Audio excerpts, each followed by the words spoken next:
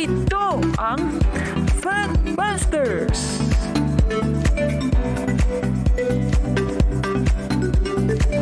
Sa puntong ito ng ating programa, kung hindi ka pa nakasubscribe, pakiclick po ng subscribe button at ang notification bell para updated po tayo sa ating mga susunod na videos. Kaya, let's go at simulan na natin!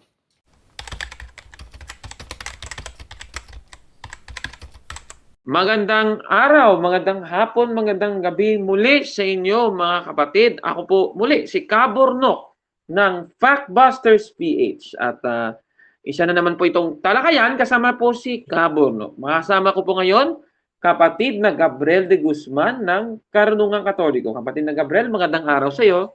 Magandang araw din po, kapayapaan po ng Diyos ang parating subatin po mga kapatid at sa lahat ng mga manonood po ni Kabornok sa Factbuster PH. Thank you so much po at maraming salamat po sa Diyos.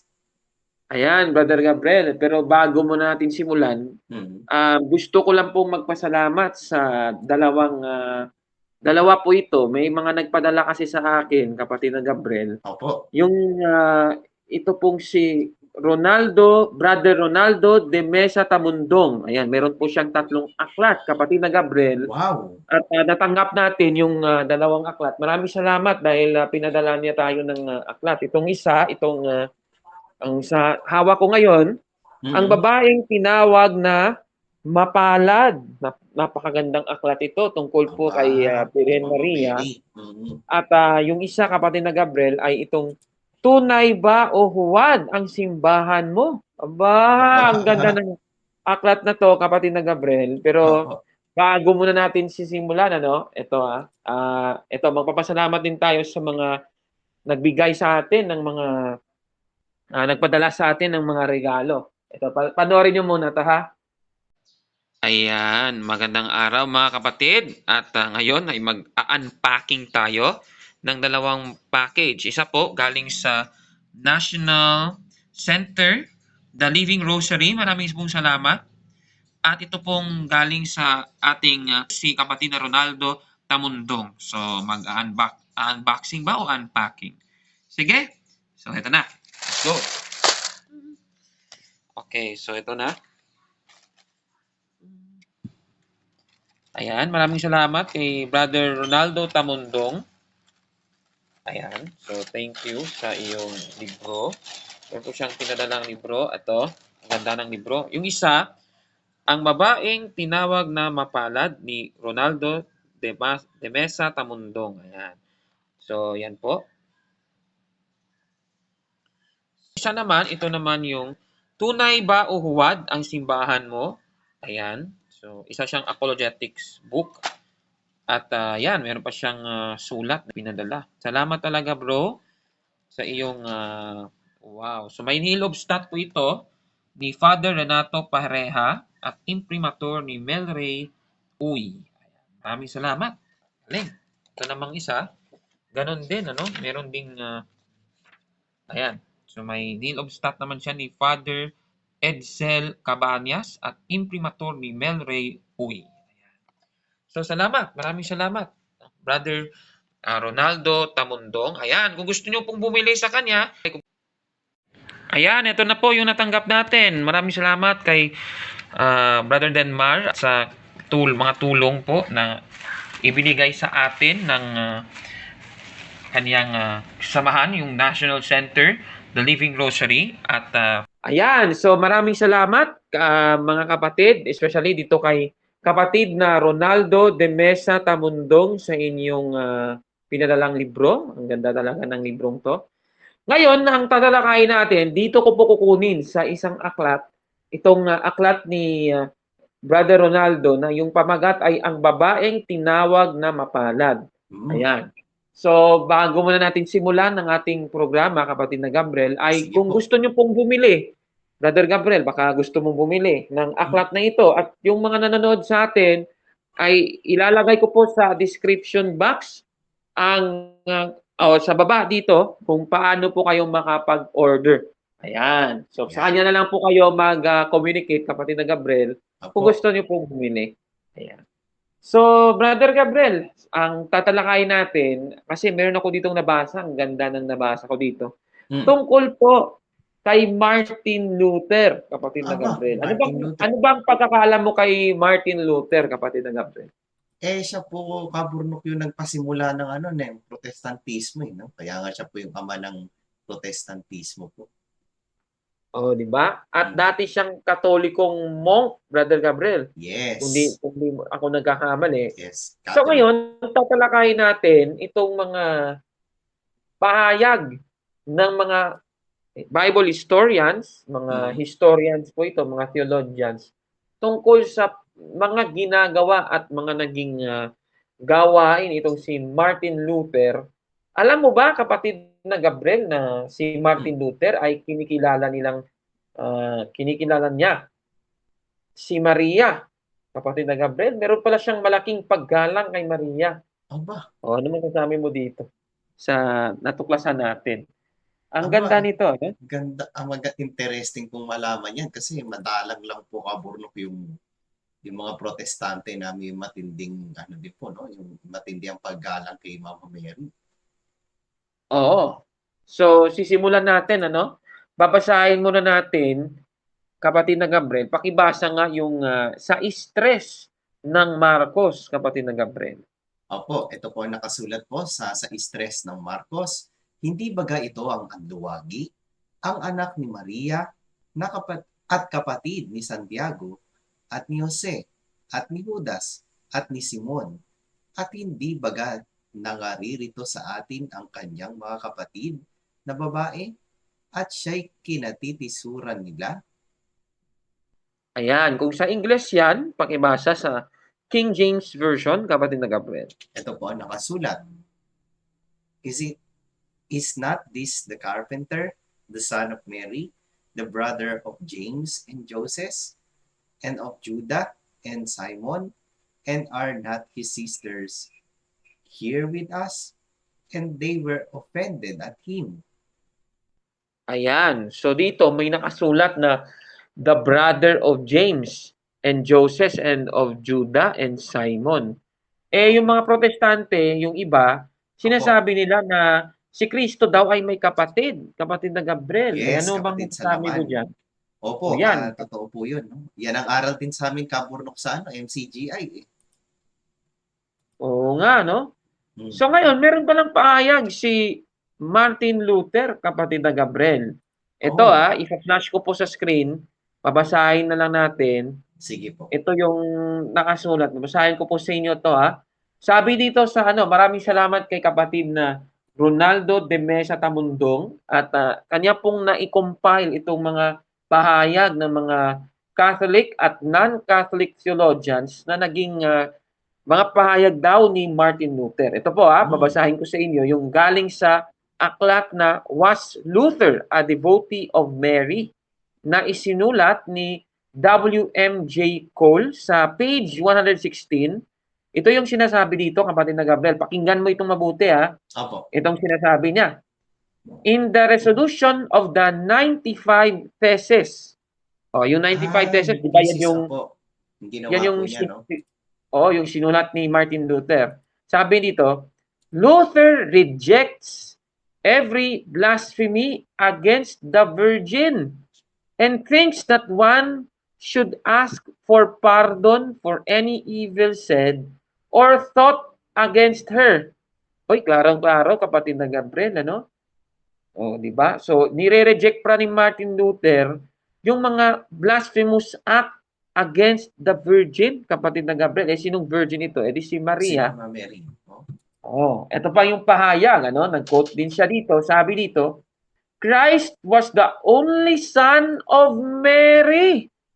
And the Virgin bore, and the Virgin bore no children besides him. Di ba?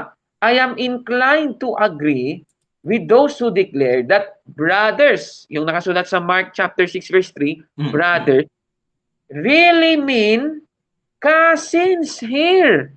Ayun. Di ba? Cousin pala ito, sabi ni Martin Luther, For Holy Writ and the Jews always call cousins brothers, adelphoi. Ayan, klarong-klaro yan, kapatid na Gabriel, nandito pala sa sa sinasabi ni Martin Luther. Ayon po sa aklat na ito, si Martin Luther, dinidepensahan niya ang doktrina na pagiging birhen ni Maria, kapatid na Gabriel.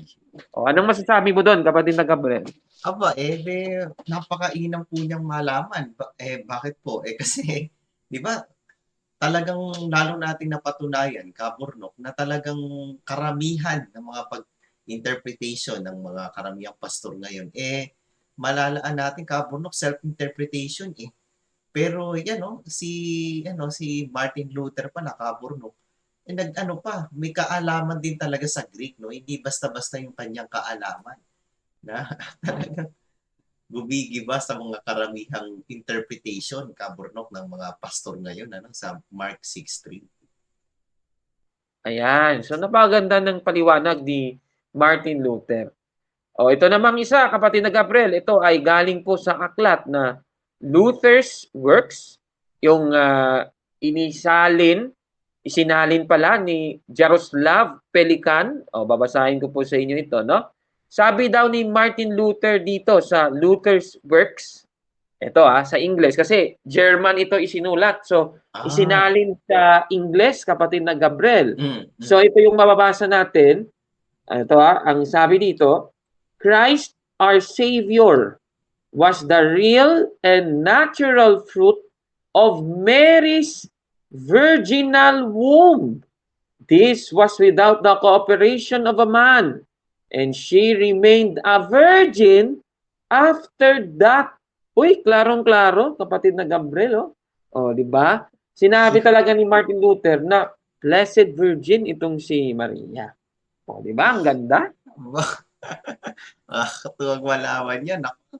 Gumigiba sa mga karamihang protestante ngayon, Kaburnok. Natutuwa ako. Kasi, may pinibago na naman, Kaburnok, na ginibang argumento yan, di ba? I don't know kung napakinggan nyo to, Kaburnok. Di ba may ibang talata na may talata sa Biblia na hindi talaga nagtalik, no? Si Saint Joseph tsaka si Mama Mary, iniisip ng ibang mga pastor, nilalagyan ng halay, Kaburnok, na after daw maipanganak ang Panginoong Kristo, na daw, hindi na daw virgin. Ayun na nga, Kaburnok, ginamit yung kaninang nagibang paniniwala ng iba na, ayan nga, na itong mga pinsan na to, anak daw. Ayan. Napakaganda pala ng din ni Martin Luther. Nakakatuwang malaman yan, no? Nasa Catholic. Ayan. Oo nga, ang ganda nga ng sinabi ni Martin Luther. Tandaan natin, isa sa mga 4 na dogma tungkol kay Maria, ang tinatawag na perpetual virginity, kapatid na Gabriel. Yes. Perpetual. Perpetual. Hindi ibig sabihin na naipanganak na si Kristo, hindi na siya virgin, kapatid na Gabriel. At meron daw siyang kapatid. Parang mali naman yun. Ayan. Ngayon, meron kang isang aklat, gusto ko lang basahin ito, no, bago tayo magtapos. Ayon din dito sa itong kinuha niya sa aklat na Against Heresies, sa volume Against Heresies, volume 5, chapter 19, verse 1. Ito po isinulat, mga kababayan, noong 189 AD. Pansinin ninyo, mga kapatid, 189 AD ito. Napakatagal lang yan. Napakatagal pa. Una pa yung aklat na ito kaysa kay kay Constantine yung sinasabi mo, naalala ko si Yusuke the Vlogger. Si Constantine daw nagtatag ng Iglesia Katolika, pero yung aklat na Against Heresies, now isinulat noong 189 AD, meron po ang Katoliko. Nasa Catholic Library. Nako, Yusuke, kawawa. Ito, babasahin ko po sa inyo itong sinabi dito, no? Yes. Sabi dito sa volume 5, chapter 19, verse 1, the Virgin Mary, being obedient to His word, received from an angel the glad tidings that she would bear God. Napakaklaro, no? Mga kababayan, di ba? Kaya nga tama itong isa pang title kay Maria, na siya ay Mother of God. Napakaganda, no? Dito pa lang, dito pa lang sa napakatagal ng aklat, 189 AD, sinabi na si Maria ay birhen, naging masunurin sa salita ng Salita Diyos, ng Diyos. at siya'y ipapanganak niya ang isang Diyos, Diyos. kapatid na Gabriel. O, Naku, di ba? nag-iba na naman yung dati kong paniniwala, Kaburnok. Ako, ang Hmm. paniwala namin, hindi daw pwedeng maging Mother of God si Mama Mary kasi wala naman daw nakasulat sa Biblia ang Mother of God. Kaya daw ang Oh. paniwala namin nung araw, Kaburnok, dapat ang term lang daw kay Mama Mary ay Mary, Mother of Jesus. Dyan pa lang, naku, giba na naman yung dati kong paniniwala, Kaburnok. Kaya nga, gano'n talaga mga kapatid, ano. So, diyan pa lang ay, talagang nakikita na natin kung ano ba ang katotohanan. Oh, isa pa Brother Gabriel. Sige po. Oh, ito, pahayag din ito ni Martin Luther, ano. Oh, kasi noong 1543 meron po siyang isinulat. Ito, babasahin natin sa kanyang sermon noong 1543. On the day of the conception of the Mother of God, ito sa number 1527, ito babasahin ko sa inyo mga kapatid, ano? It is a sweet and pious belief that the infusion of Mary's soul was effected without original sin, so that in the very infusion of her soul, she was also purified from original sin and adorned with God's gifts, receiving a pure soul infused by God. Thus, from the first moment she began to live, she was free from all sin. Nako, napakaklaro. Wala pala siyang original sin. Siya yung exemption, kapatid na Gabriel, sa Ako, original sin, si Maria. Oh, yan. Yan ang concept na tinatawag nating preventive redemption. Ayan, aral yan ng Iglesia Katolika, kapatid na Gabriel. O, yan. Kaya, itong mga pahayag ni Martin Luther, sumasang-ayon pala siya sa doktrina, sa mga dogma tungkol kay Maria. Kaya, sa mga protestante dyan na naninira, yung ama ng protestantismo, naniniwala pala sa mga doktrina ng Iglesia Katolika tungkol kay Maria. Pero ang nakakalungkot, kapatid na Gabriel, sinisiraan nila ang Maria natin, yung ina ng Diyos. tama po. Sinisiraan nila. Kaya napakalungkot, ano? Ano masasabi mo doon, kapatid na Gabriel, sa ating mga natuklasan? As a Catholic, talagang lalong nakaka-proud na malaman po yan, Kaburnok, ano?